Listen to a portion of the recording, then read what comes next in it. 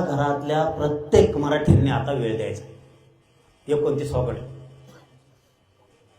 एकाने आपण आपल्या घरी थांबायचं नाही. क्रमांक 1, 58 लाख नोंदीचे प्रमाणपत्र पुरे घ्यायचे, त्याशिवाय आंदोलन सोडायचं नाही. याच्यावर ठाम निर्णय फायनल का? दुसरा, आपल्याला त्यांनी हैदराबाद गॅझेट दिले, प्रमाणपत्र केव्हा द्यायचे? माझा सरकारला प्रश्न आहे, हैदराबाद गॅझेटियर फडणवीस साहेब तुम्ही दिलं तर प्रमाणपत्र तुम्ही का देत नाही?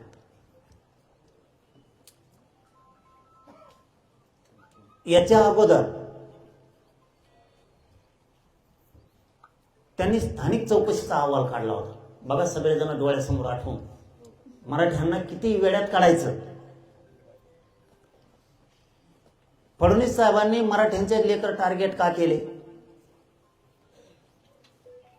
मराठी टार्गेट कशामुळं? आम्ही तुमच्याशी भांडतोय आरक्षणासाठी, राजकारणासाठी नाही. इथं बसलेल्या मराठ्यांनी सुद्धा ही तळमळ समजून घ्या. आता तुकडाच पडायचा. स्थानिक चौकशीचा अहवाल आधीचा होता, त्यावेळेस प्रमाणपत्र निघत होते. आता यांनी काय करून नवीन एसओपी आणली, नवीन काही बदल केले. स्थानिक चौकशी अहवालात 3-4 महिने झाले प्रमाणपत्रच निघा. हैदराबाद गॅझेटियर नुसार सगळे प्रमाणपत्र मराठवाड्यातले घ्यायचे, त्याशिवाय आंदोलन थांबवायचं नाही. 29 ऑगस्ट पासून सुरू.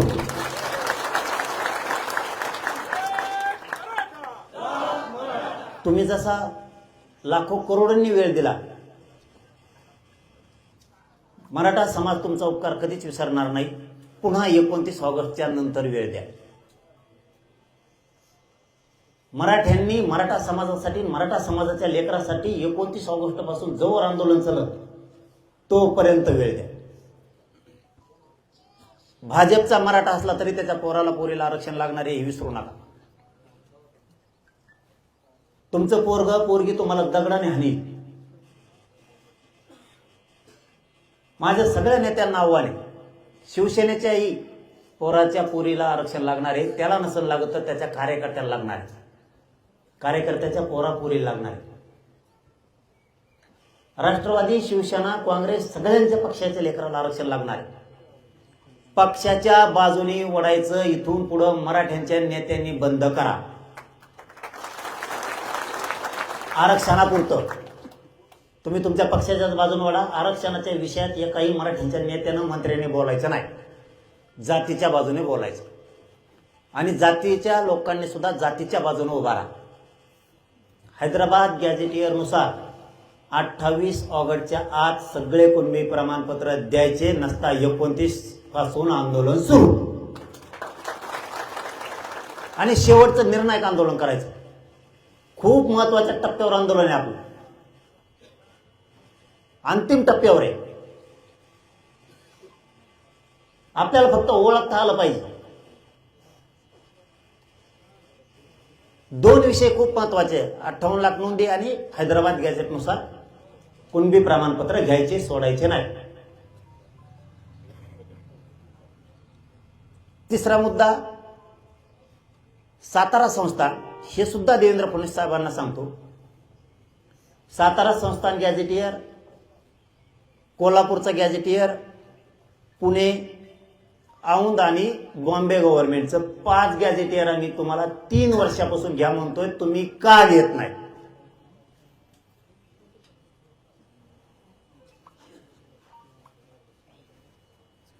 ह्यो सुद्धा देवेंद्र फडणवीस साहेबाला आमचा सवाल आहे की तुम्ही हे 5 गॅझेटियर का घेत नाही? मराठा समाज तुम्ही का सरकारनं टार्गेट केला? मराठा समाजाचे लेकरं कशामुळे तुम्ही टार्गेट केले सरकारनं? यांना वाटतं म्या करावं, त्यांना वाटतं म्या करावं, कुणीच करी नाही. त्याच्यात बळी आपल्या लेकराचा चालला. आम्हाला 28 ऑगस्टच्या आत सातारा संस्थानपासून ते 5ही गॅझेटियरची अंमलबजावणी GR सहित पाहिजे. याच्यात आता बदल करायचा नाही आणि 29 ऑगस्टला निर्णायक आंदोलन करायचं. आपला पाचवा मुद्दा आहे.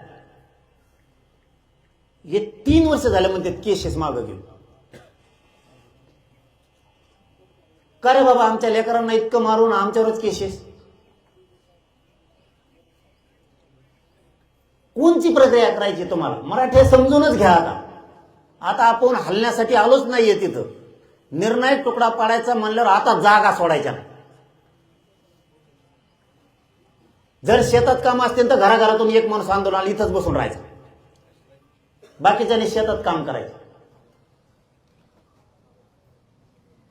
आपल्याला आपल्या समाजाला कायमचं आता मिळवून द्यायचं. 29 ऑगस्टला मराठ्यांची एक बी मागणी मागत व्हायची नाही. म्हणून म्हणतोय शांत चित्तानं ऐकून घ्या, करायचंय काय काय. 3 वर्ष झालं आपल्याला म्हणते ते केसेस मागं घेऊ. हाणलं त्यांनी केसेस आपल्या.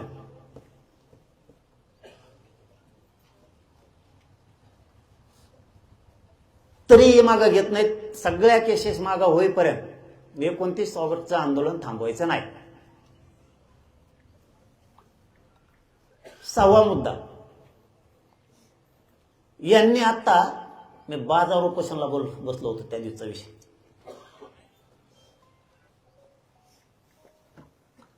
ओबीसीच्या सगळ्या सोयी सवलती सुविधा मराठ्यांना लागू केल्या.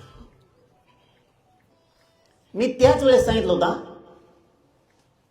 विखे पाटलाला, लाडभाऊला, त्या दिवशी सांगितलं होतं. मी आणखीनही तुम्हाला तोंड टाकून बोललेलं नाही. सरकार शहाणे व्हा तुम्ही. एकदा जर मराठा खवळला ना, माय आता बापाला नाही पण तुमच्या बापाला ऐकणार नाही मराठा पुन्हा. यांनी आता एक जी आर काढलाय बघा. जी आर असा आहे, मराठ्यांना पहिलीपासून KG to PG म्हणजे सगळ्या शिक्षणापर्यंत सगळ्या सोयी सवलती सुविधा दिल्या. मी यांना त्यावेळेस सांगितलं होतं, मे 1 जूनला ऍडमिशन सुरू होते, त्याच्या आत लागू करा बरं का. आधी पैसे वसूल करून घेता आमच्याकडून ऍडमिशनचे, मग लागू करता. नाही म्हणले तुमचे पैसे माघारी देऊ सगळ्यांचे. आजची परिस्थिती अशी, आत्ताची. मी आतापर्यंत विखे पाटलाला आणि तेही म्हणतात मुख्यमंत्र्याला मी सांगत आहेत का नाही त्यांचे त्यांना माहीत. लाड साहेबाला पण सांगितलं आतापर्यंत असं असं होतंय. ते मुख्यमंत्र्याला सांगत आहेत का नाही सांगत हेही माहीत नाही. फक्त ते म्हणते सांगतो. एकही ती योजना आपल्याला आणखी सुरू नाही. सोयी सवलती सुविधा पण लागू केल्या नाही. बघा किती किती क्रूर मराठ्यांशी वागावं याचं जिवंत उदाहरण. जे खरं आहे ते तुमच्याशी बोलतोय मी, म्हणून तुम्ही माझ्या सोबत आहे. हा, एक गोष्ट खरी आहे, मी त्यांच्यावरती विश्वास ठेवतो, कारण मला आंदोलन चालवायचं, तुम्हाला सुद्धा ठेवावं लागणार. ठेवला ना याचा अर्थ मी मराठा संपू नाही देणार. त्या ओबीसी सवलतीचे त्याच्यात परराज्यातला एक विषय, MBBSच्या, BHMSच्या, इंजिनिअरिंगच्या पोरांचा देशांतर्गत महाराष्ट्रातल्या सवलती आता देशांतर्गतल्या पोरांना सुद्धा लागू करू. एकाही शाळेला लागू नाहीत, कॉलेजला, वैद्यकीय, कोणत्याच. जिथं पोरं सोयी सुविधा मागायला जाते तिथले ते मास्तरडे सांगत आहेत, ते कॉलेजचे मास्तरडे. ते म्हणते सरकारचा GRच आमच्यापर्यंत आला नाही. कोण कुणाला मूर्खात काढित हेच कळा ना. अधिकारी सरकारला मूर्खात काढित का सरकार मराठ्याला मूर्खात काढित मिळच लागून द्यायला. 6वा विषय चालू आहे आपला. कॉलेजमध्ये सुद्धा सोयी सुविधा मराठ्यांच्या पोरांना दिल्या जात नाहीत. मी 1000 वेळेस सांगितलंय. मी लाडसाहेबाला पण सांगितलं, विखे पाटलाला पण सांगितलंय. मी तुमच्या दोघांचं नाव घेतलंय, तुमच्यावर रोष व्यक्त करत नाही, तुम्ही सुधरव म्हणून सांगायला. यांना सांगितलं वैद्यकीय शिक्षण मंत्रालयाला तुम्हाला सांगावं लागणार आहे. हसन मुश्रीफ साहेबाच्या मंत्रालयाला सांगावं लागल, तुम्हाला दादा भुसे साहेबाच्या मंत्रालयाला सांगायला लागल, तुम्हाला ओबीसी मंत्रालयाला सांगावं लागणारे ओबीसीच्या सवलती दिल्यात म्हणल्याच्या नंतर तुम्हाला झिरवळ साहेबाच्या मंत्रालयाला सांगायला लागत, तिथून तुम्हाला अंमलबजावणीचे आदेश काढावे लागणार. हा सांगितलं ना, हा सांगितलं ना. आणि नुसत्या उपसमितीच्या बैठका घेतात. तुम्ही घेऊन करता काय? मराठ्यांनी सुद्धा, तुम्ही सुद्धा याच्यातून शहाणं व्हा. मी संबंध मेंटेन करण्यासाठी सरकारशी आंदोलन करत नाही. मला मराठा समाजच पाहिजे, सरकार नाही पाहिजे. मला तुमची मैत्रीच नकोय. मी वारंवार त्यांना सांगितलेलं आहे, तुम्हाला जर मराठा समाज तुमच्या पाठीशी टिकवायचा असेल तर तुम्ही मराठा समाजाला सगळं द्या. हो म्हणतात, काही ठेवायचं नाही, आता पुरं द्यायचं. ताजं उदाहरण, ओबीसीच्या सवलती लागू करायला हरकत नव्हतं ना, नाही लागू केल्या. ओबीसी मंत्रालयाला सुद्धा आदेश काढावे लागतात. नाही. फडणवीस साहेब, मला आणखीन एक सांगा, 7वा विषय,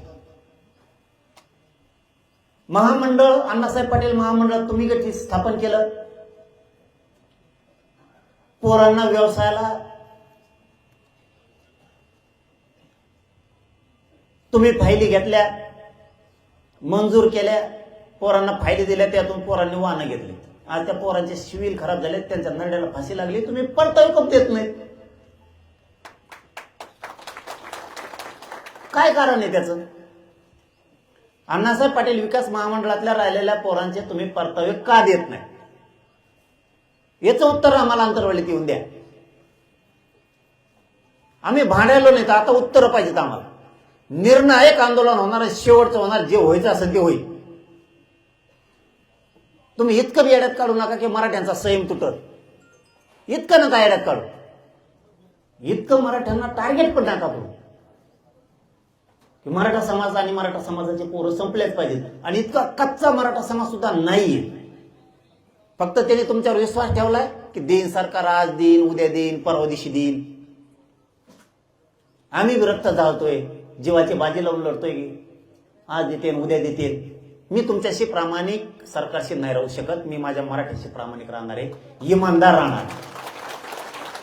मी आता ह्या महिन्याच्या आत एकही मागणी ठेवणार नाही मराठ्यांची, नाही तर जे व्हायचं असेल ते होईल. त्याला माझा नाविलाज.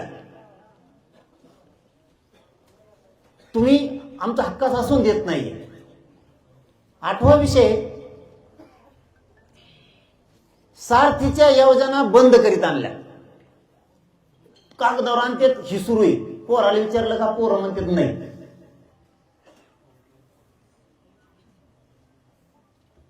कशामुळे तुम्ही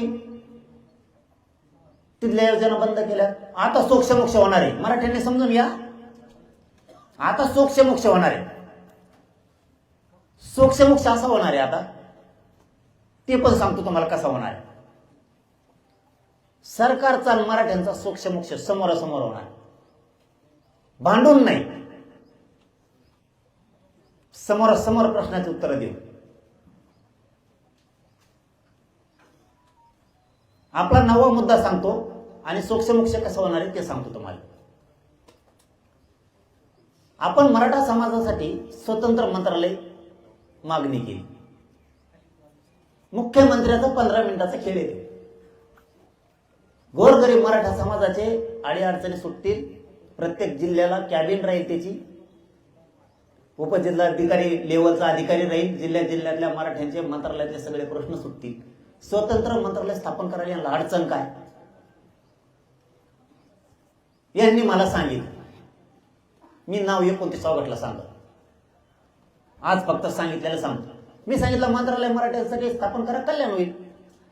त्यातले एक जणांना लगेच सांगितलं मला फोन करून. ते म्हणले, म्हणजे त्या 29 गटला त्या मंत्र्याचे 9 नाव सांगणार मी तुम्हाला. 9 ओबीसीचे मंत्री एकत्र आले आणि त्यांनी सांगितलं मराठ्याला मंत्रालय देऊ नका. बरं, मी विचारलं का?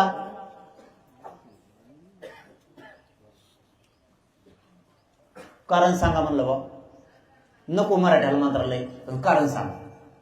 ते म्हणले, ते असं म्हणते बघा बरं का आपल्याविषयी किती वाईट वृत्ती आहे हे तुम्हाला सांगायला. म्हणून मराठ्यांना सांगत असतो, वेळेप्रसंगी पक्षाकडून राहा, पण एक नंबरला जात ठेवी जा. आधी जात मग पक्ष. नुसतं वाटोळ होऊन जाईल, समाज संपवत जाईल. समाजाचे लेकरं जर अधिकारी झाले नाही ना तर आपल्याला किंमत राहणार नाही कुणाला. अधिकार आपल्या लेकराच्या हातात येऊ द्या, आपल्या पोरींच्या पोराच्या हातात अधिकार येऊ द्या. सह्या करायला ताण नाही, सरकार कोणाचं असू द्या, अधिकारी जर झाला सही करायच्या हातात त्याच्या राहत. तुम्ही ते डोक्यात नाही ठेवत. तुम्ही 5 वर्षाचं पद घ्यायचं बघता, सरपंच, कुठं मेंबर, मग होतो आपण नोकऱ्यात कोतवाल, कुठं काही IPS IAS दर्जाचे क्लास 1 क्लास 4 चे अधिकारी मग त्यांचे होते तुमच्या चुकीमुळं. तुम्ही टायमाला पक्ष म्हणता, पक्षाच्या पुढे जाता येत नाही बाबा, पक्षाचे आदेश आहेत. अरे मराठ्यांचा आदेश असला पाहिजे सगळ्या पक्षाला, मराठ्यांचा. तुमच्या लेकराचं वाटलं तुम्ही कमी करता.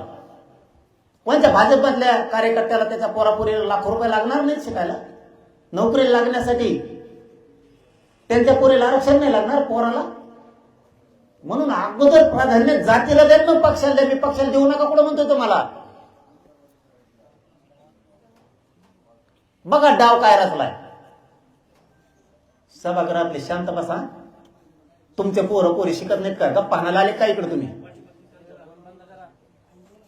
इकडे केवढा तळमळीचा विषय चाललाय, काय फसवणूक चालली, काय षडयंत्र चाललेत हे तुम्हाला सांगायलोय. इथल्या आणि गावागावात मला माहिती आहे मराठी मोबाईलवर ऐकते. जे येऊ शकत नाहीत गरीब माझे मराठी, ते मोबाईलवर ऐकतात काय चाललंय. आणि ते वाघासारखे तुटूनच येणार 29 ऑगस्टला. त्यामुळे इथल्याला तरी काय चाललंय ऐकायला मिळालं पाहिजे. ते शांत चित्ताने ऐकतात तिकडे शेतात घरात आपल्या बाकीच्या मराठी. ठीक आहे, ते गरीब असल्यामुळे एखाद्या दिवस आपल्यात नाही येऊ शकत, पण वेळेवर सभेला, मोर्चाला आणि आंदोलनाच्या टायमाला ते कायम येते. रोज ते नाही येऊ शकत, गरीब आहेत, त्यांच्याजवळ नाही येत 10-5 रुपये. काय षडयंत्र चाललंय. 9 मंत्र्यांनी सांगितलं, म्हणलं ठीक आहे, नाही म्हणतात नका देऊ, पण कारण सांगा. कारण काय सांगितलं मराठा माहितीये का? कारण सांगितलं, म्हणले मराठ्याला उपसमिती आहे ना मंत्रिमंडळाची. अच्छा, म्हणलं ठीक आहे. त्याचे अध्यक्ष म्हणले विखे पाटील साहेब. ठीक आहे म्हणलं, काय हरकत. मराठ्यांना उपसमिती म्हणून आरक्षण नाही, मंत्रालय नाही द्यायचं, तर मग एक काम करा, माझ्या एका प्रश्नाचं उत्तर द्या, मराठ्यांना सुद्धा मंत्रालय नको. ओबीसीला राज्य मंत्रिमंडळाच्या उपसमिती आहे का नाही, त्याचे अध्यक्ष बावनकुळे साहेब. मंत्रिमंडळाच्या उपसमितीचे अध्यक्ष बावनकुळे साहेब. मग ओबीसीला मंत्रालयाची काय गरज? त्याचा मंत्री अतुल सावे.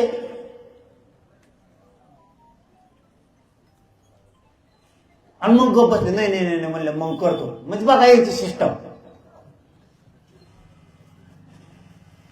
आम्ही म्हणलं का ओबीसीला उपसमिती देऊ नका, मंत्रालय देऊ नका. इतकं का जाळता की मराठ्यांना मिळू द्यायचं नाही. रक्त जाळून आम्ही तरी पण मिळवतोय आमचं, तुमचं काय मागत नाहीत ना. इतकी वाईट प्रक्रिया चालवली यांनी. त्यांना वाटतं थोडंफार गोड बोललं म्हणजे जमन, थोडंफार नादी लावलं की जमन. ते जमूच शकत नाही. कारण मला ना पाहिजे तुमच्याकडून काम, ना मला पाहिजे तुमच्याकडून पद. मला काय जी द्यायचं या जीवनात ते पुरं मराठ्यांनाच द्यायचं. नाही फुटायचं नाही, मला गद्दार नाही व्हायचं. किती गळ्यात हात टाकून द्या, कितीही जवळ करायचा प्रयत्न करू द्या. त्यांना सुद्धा कळून चुकलंय, हे मराठ्याचंच होणार आहे, याचा उपयोगच नाही याला पाणी लावून. हे त्यांच्या पण लक्षात आलं. पण आता थांबायचं किती दिवस? 29 ऑगस्टला 1 वर्ष होत आहे हैदराबाद गॅझेटचा GR काढला. 1 वर्ष. किती वेळ द्यायचा बाबा? काय चुकतोय मी सांगा, मराठ्यांनी सांगा मी काय चुकतोय, आणि सरकारनं पण सांगा काय चूक करायलोय मी. मला काय वाटतं, माझ्या मराठ्यांना मिळेल ना, ठीक आहे देतो वेळ. आता 30 मे पासून आतापर्यंत 3 महिने होत आले वेळ दिल्या. किती पाहिजे? 29 ऑगस्ट 2023 ते 29 ऑगस्ट 2026 3 वर्ष झालेला आपण त्यांना वेळ दिला. काय संयम पाहिजे मराठ्याचा यांना आणखी? का बरबाद करायचं नेमकं मराठ्यांना? खूप महत्वाचे विषय ते. आता सोक्ष करायचा तुम्हाला मी सांगितलं होतं. आपला 10वा मुद्दा सांगतो आणि सोक्ष विषयावर येतो मी. कसा करायचा? आता करायचा कसा म्हणजे आता मला तुकडा पाडायचा निर्णायक म्हणल्याच्या नंतर मला बी तसं वागावं लागणार आहे. यांनी ईसीबीसीचं पण आरक्षण दिलं.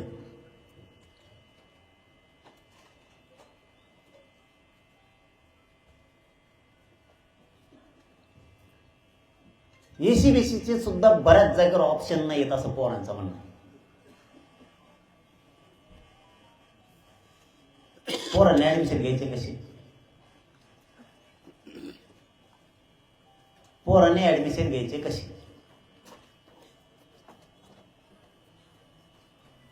मराठ्यांची पिळवणूक बघा कशी. मुद्दा आपला 11वा.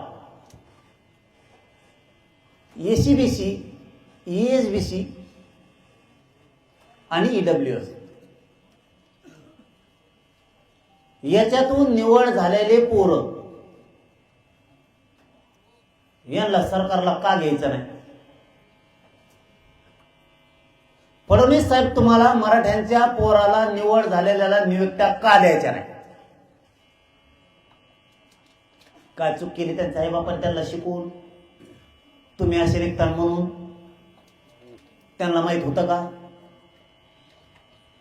फडणवीस साहेब तुम्हाला मतं मात्र मराठ्यांनी करायची आणि मराठ्यांच्या पोराला सुधारायची जबाबदारी कोणाची? फडणवीस साहेब. चूक तुमची आहे. ईएसबीसी, एसीबीसी आणि ईडब्ल्यूएस आरक्षण तुम्ही दिलंय.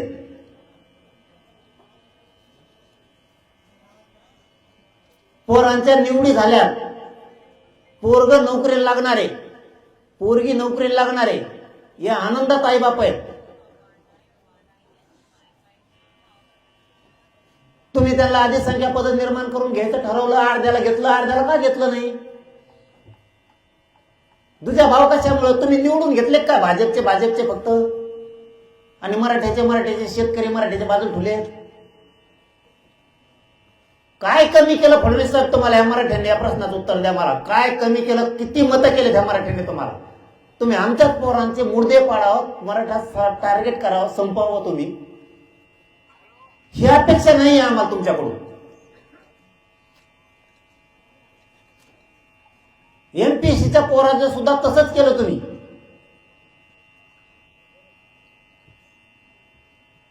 हीच लाईन आहे. 2 वर्ष मुदत वाढ देतो. किती दिवस लागतात द्यायचं म्हणल्यावर? फडणवीस साहेब किती मिनिटं लागतात द्यायचं म्हणल्यावर?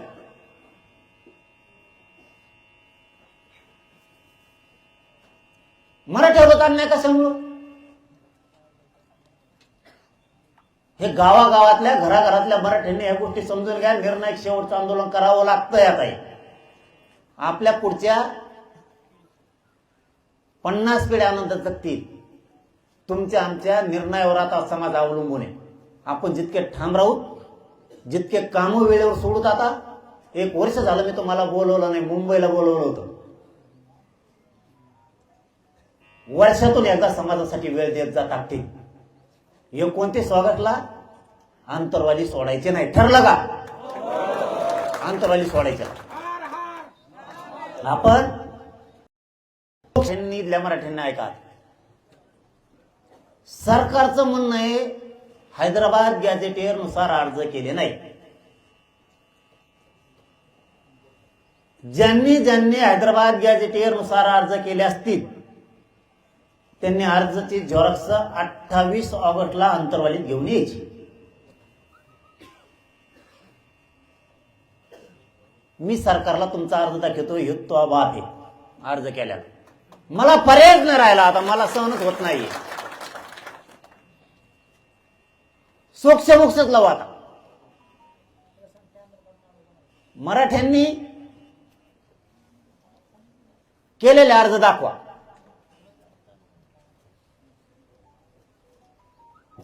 इथं बसून मंत्र्याकडून जागेवर प्रश्न सोडून घेऊन निर्णायक आंदोलन, त्याला म्हणतात जागेवर तुकडा. दुसरा मुद्दा मराठ्यांसाठीच्या, ज्यांनी ज्यांनी नोंदी सापडलेल्या आहेत आणि अर्ज केलेले तरी बी जाणून बुजून तो याकडे महसुली पुरावाच नाही, तो याकडे अमकच नाही म्हणून टाळाटाळ करते. ते अर्ज करणारे सुद्धा या अधिकाऱ्याच्या नावासहित, कोणत्या अधिकाऱ्याकडे तुम्ही अर्ज केलाय, नोंद सापडलेल्या सांगतोय, ज्यांची नोंद सापडली 58 लाखात त्यांनी अर्ज केलाय पण जाणून बुजून देत नाही. त्या अधिकाऱ्याचं नाव, ज्याच्या नावाने अर्ज केलाय त्याचं नाव, ज्याची नोंद सापडली त्याचं नाव, कारण नोंद सापडला एखाद्या दिवस हयात नाहीये म्हणून ज्याची नोंद सापडली त्याचं नाव, अर्ज करणाऱ्याचं नाव, कोणत्या अधिकाऱ्याकडे दाखल केली. जागेवर बसून अधिकारी तरी घालू, नाही तर जागेवर तुम्हाला न्याय लगेच तुकडा. जस काय मराठ्यांचा जनता दरबारच 29 ऑगस्टला भरलाय. आता प्रश्न सोडायचा, पुन्हा किचपिचच नाही ठेवायचे मला 15 दिवसांनी 13 दिवसांनी. पुन्हा अर्ज घेऊन आला तर आला, नाही तर माया नावाने करायचं नाही. पुन्हा सांगतो मा झालं नाही. पहिला मुद्दा सांगितला, 58 लाख नोंदी ज्यांनी अर्ज केले त्यांनी तिकडे अर्ज केलेल्याची एक झेरॉक्स घेऊन यायची. दुसरा, हैदराबाद गॅझेटियरनुसार ज्यांनी अर्ज केलेत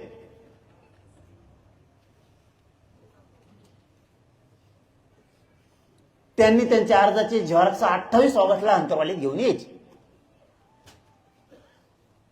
समोरासमोर सोक्षमोक्ष लावायचा.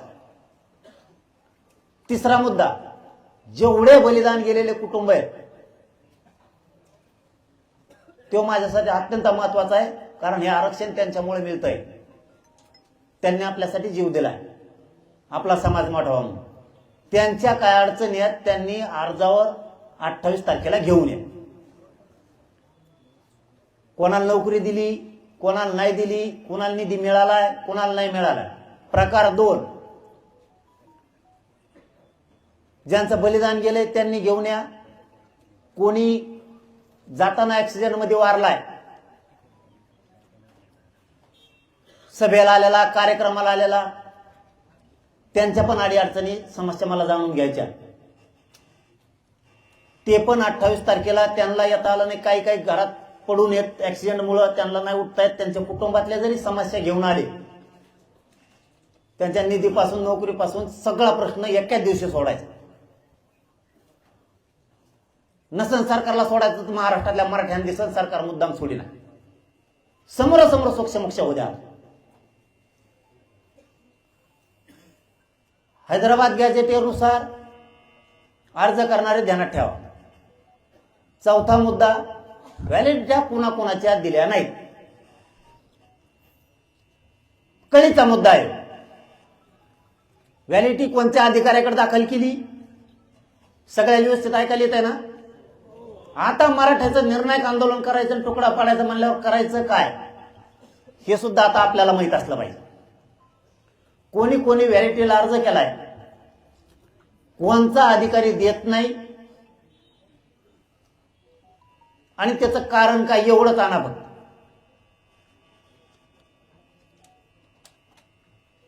सरकारकडून इथं सोडून घेऊन येतं महाराष्ट्रातल्या मराठ्याला दिसत सरकार मुद्दाम करत नाही. याला आपण निवडून देऊन उपयोग केला नाही.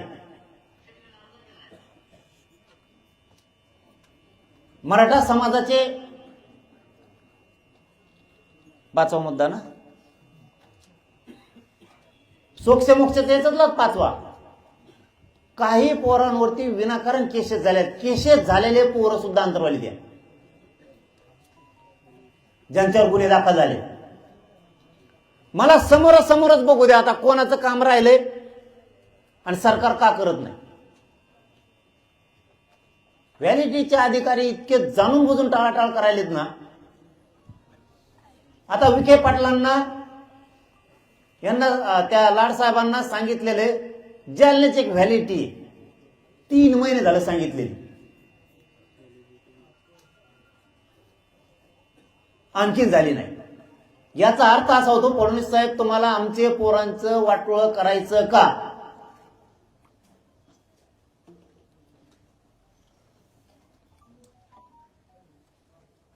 ही वेळ कशामुळं?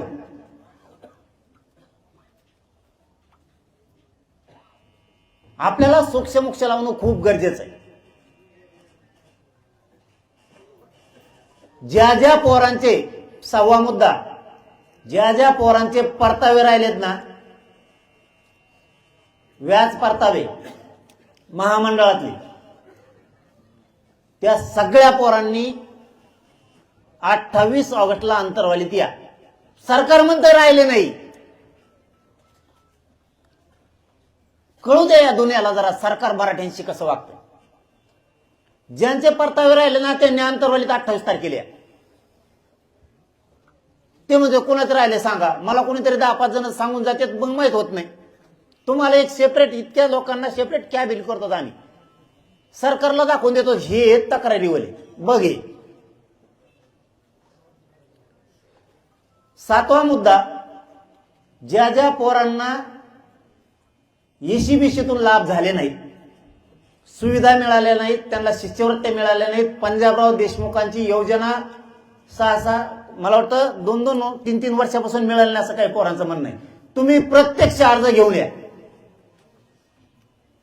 28 ऑगस्टला ज्याला सोयी सवलतीचा ECBCचा लाभ मिळाला नाही हे सगळे पोरं 28 ऑगस्टला अंतरवालीत.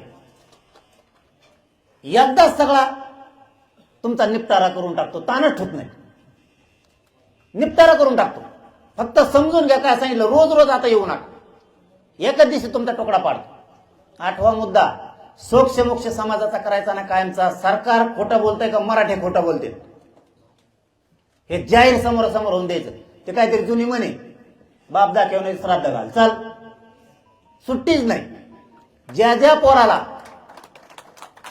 EWS मधून, ECBC मधून त्यांच्या निवडी झालेल्या, ESBC मधून, त्या सगळ्या पोरांनी अंतरवालेली आहे 28 ऑगस्ट. मी दाखवतो हे पोरं तुम्ही घेतले नाही. एक कोण राहील सरकार. लक्षात येत आहे मराठा समाजाच्या?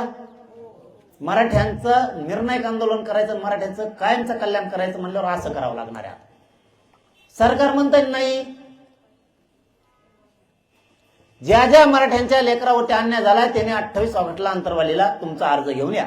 मी दाखवतो ही अन्याय तुमच्यामुळे झालाय.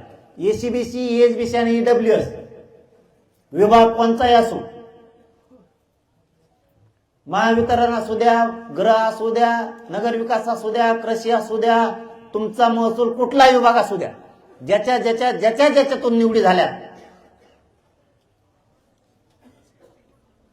त्या सगळ्या पोरांनी 28 ऑगस्टला अंतरवालीला या. मी दाखवतो सरकारनं या मराठ्यांवरती अन्याय केलाय. तुम्ही नाही आले तर सरकारनं आम्ही नाही अन्याय केला. महाराष्ट्रातील सर्व बातम्यांचे विश्वासार्ह व्यासपीठ, सकाळच्या सर्व सोशल मीडिया प्लॅटफॉर्मला लाईक, फॉलो आणि सबस्क्राईब करा. तसंच सर्व नोटिफिकेशनसाठी बेल आयकॉन प्रेस करायला विसरू नका.